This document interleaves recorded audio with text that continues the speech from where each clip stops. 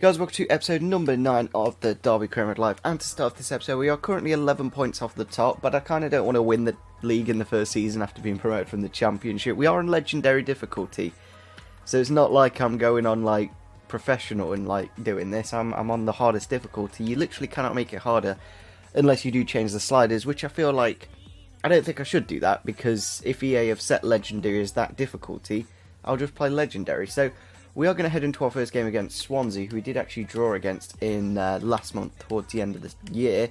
We did draw 1-1. Then we got Sunderland and Norwich. It's kind of crazy how we play them there, Sunderland, Swansea, Norwich, and then we basically mirror these fixtures in the next month. I'm not too sure how I feel about that. I don't know if that actually happens in real life, where literally we play Norwich on that day and then we play them again on the 1st.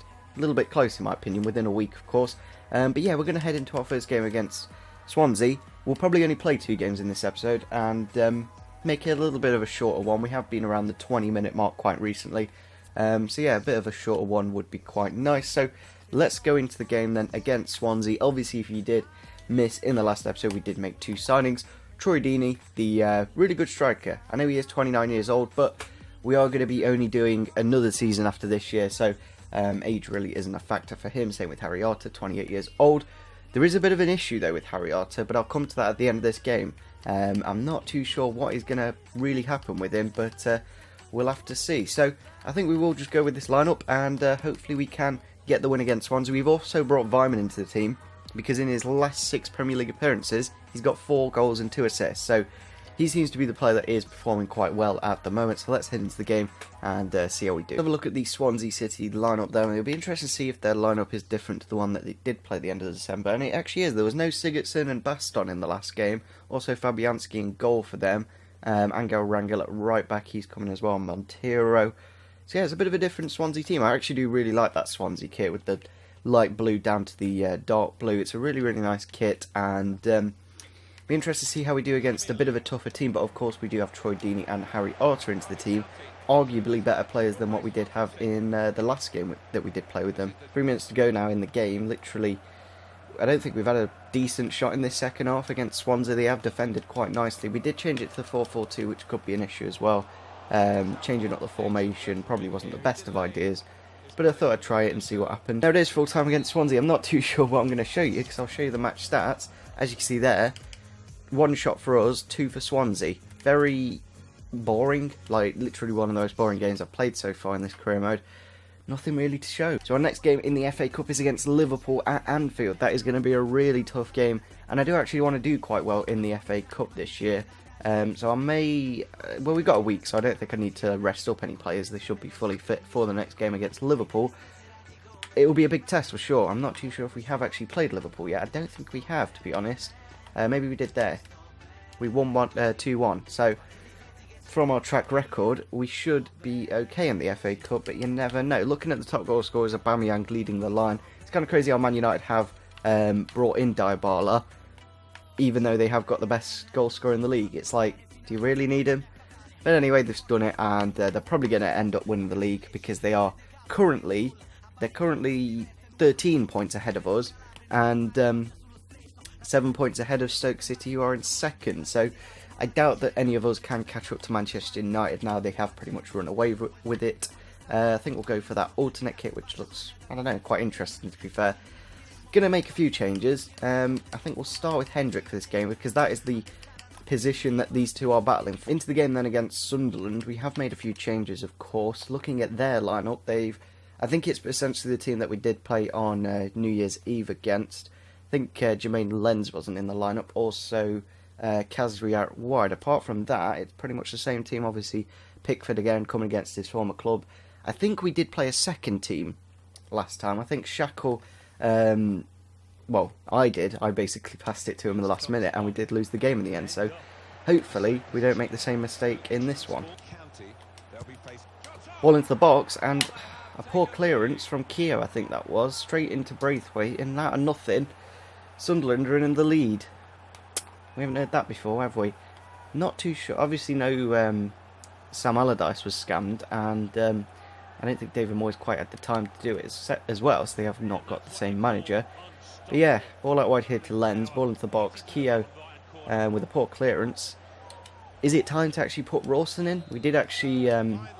Rawson said at the start of this game he wanted to play this game. And I decided now I'll keep Keogh in. We're keeping clean sheets, but we have conceded there because of a mistake from the player. We've just brought Joshua King on for Deeney just to give us another option. I don't want to just play Deeney basically until he scores and put quite a bit of pressure on him. We have also brought on Harry Arter and Kowenka. Hopefully the Spaniard can open up the gap here and get a goal into King with the shot. And there you go. Straight away, back of the net. Joshua King. He has just come back from his injury. I think he...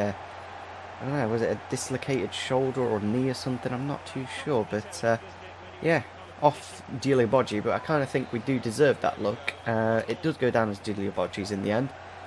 But yeah, we're back in the game at least, that's all I'm really bothered about. Kowenka again down this left-hand side. He does seem to make a lot of chances for us. He is the kind of player that just does the job. Now into Mathieu Vidra on the edge of the box with the shot. There we go, that's what we were waiting for. A couple of goals in a couple of minutes for us.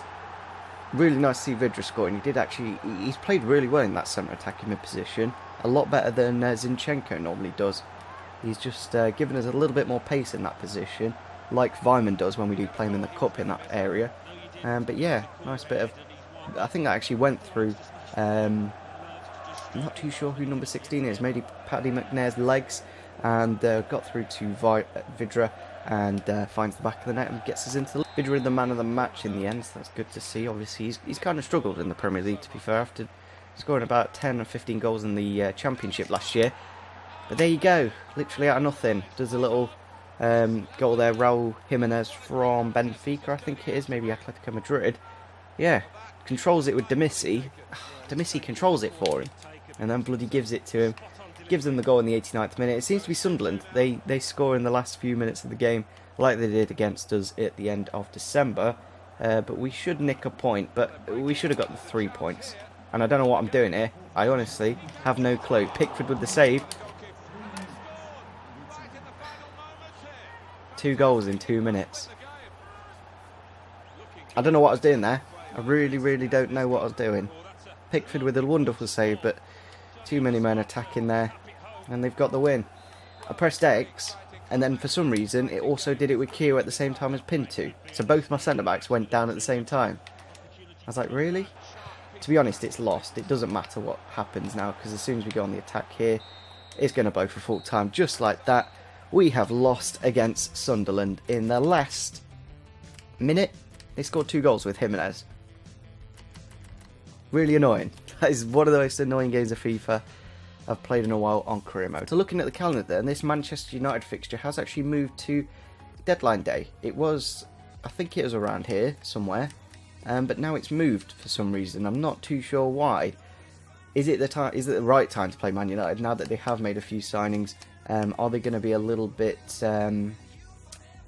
easier to play? But we are going to head into our next game against Liverpool at Anfield. It is in the FA Cup, and I actually do want to do quite well this year in the FA Cup, as next year I see us doing more involved of European football. That's where I'm going to target most of my action. Into the last game of the episode then, against Liverpool at Anfield. It is going to be a very tough game, and as you can see, Philippe Coutinho is playing, so it looks like they are going to be playing a strong team in that 4-3-3. It's not the strongest. Coutinho on the left, Markovic on the right, Firmino down the middle, Samaris, Leva, and it's quite a defensive midfield 3 there. All 3 of those players are CDMs. And then Karius in goal, Matip, Klein, Klavan and Moreno. We did actually play them in the League Cup this year in real life and lost 3-0. And it's a very similar lineup to what they had there. I think the only difference was Divock Origi in for Markovic, and I think Henderson in for Lucas Leiva. Nice interception there by Hendrick. Have we got the opportunity to get an early goal here against Liverpool? We've actually played a Ketchianya on the left hand side for this game, as he did do quite well in the last episode. He has got the shot off, and Loris Karius has had to make the save. We've got the Watford trio in this attack, with Thomas Ince also in there.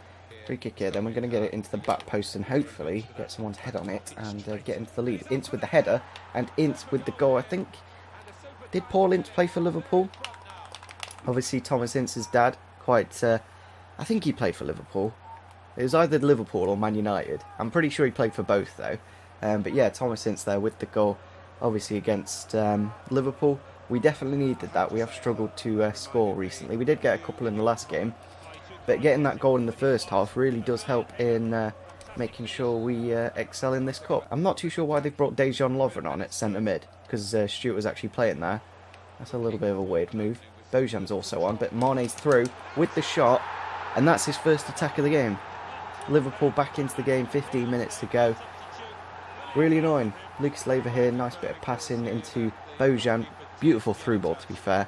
Pickford kind of got his hands to it, but not quite enough. And Sadio Mane gets him back into the game straight away. It's kind of frustrating when that happens. The player just comes off the bench, la-di-da-di-da. I'll score a goal, why not? Here we go. Can we get the goal? Come on. Into it. Go on the edge to Weimann. So there it is, full time against Liverpool. Oh, so many opportunities where we could have easily won this game. Let me just show you the one that really annoyed me. Cuenca through here. Just, yeah, put it across Karius now. I'll put it into Rosette.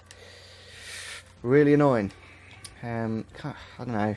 Kind of lucky Liverpool goal, to be honest. That was literally their one good attack that they did have in the game. And that's all that really counts at the end of the day. As you can see, currently 7 points clear at the top of the table.